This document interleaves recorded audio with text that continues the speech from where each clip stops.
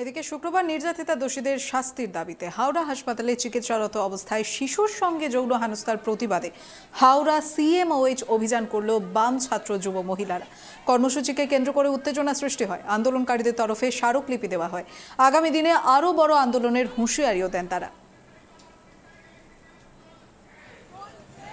যেভাবে মহিলাদের বিরুদ্ধে নারকীয় ঘটনাগুলো ঘটছে, এই ঘটনাগুলো বাইরে থেকে নারকীয় ঘটনা বলে একটা শব্দ ব্যবহার করা এবং যে মেয়েটির উপরে ঘটছে তার গোটা জীবনের মনন মানসিকতাতে যে কালো ছাপটা পড়ছে না, সেটাই একটা ব্যারিকেড ভাঙা, আমাদের 5টা মিথ্যে কেস খাওয়া, আমরা কেউ ফিল করতে পারছি না ওই মেয়েটার সারা জীবন বড় হওয়াতে যে কোন দাগটা লেগে গেল।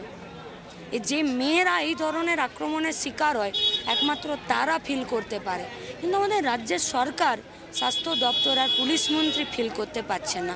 এটা আমাদের খুব আফসোসের এবং আক্ষেপের। রাজ্যের মানুষের কাছে আমাদের একটাই বার্তা, পুলিশ আপনাকে আটকানোর চেষ্টা করে যাক, আপনি পুলিশকে না আটকে নিজের লাইনটাকে বাড়ানোর চেষ্টা করে যান।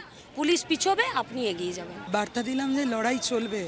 এই যে পুলিশের অত্যাচার আর পুলিশের এই দলদাস পুলিশের যে ভঙ্গিমা, দলদাস পুলিশের যে প্রতিবাদীদের আটকানোর চেষ্টা, তার বিরুদ্ধে আমাদের লড়াই জারি থাকবে। আমরা তো আর শান্তিপূর্ণভাবে সিএমওইচের কাছে যাব বলে এসেছিলাম, আমরা তো ওদের ব্যারিকেড ভাঙতে আসিনি।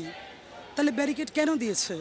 প্রতিবাদীদের আটকানোর শুধু চেষ্টা করে, তাদের নামে মামলা দেয়, আর যারা দুষ্কৃতী তারা ওদের সময় টেবিলের তলায় তখন ঢুকে যায় পুলিশ, আর ওরা বুক ফুলিয়ে চলে। এটাই তো হচ্ছে মমতা ব্যানার্জির শাসনের দোষ।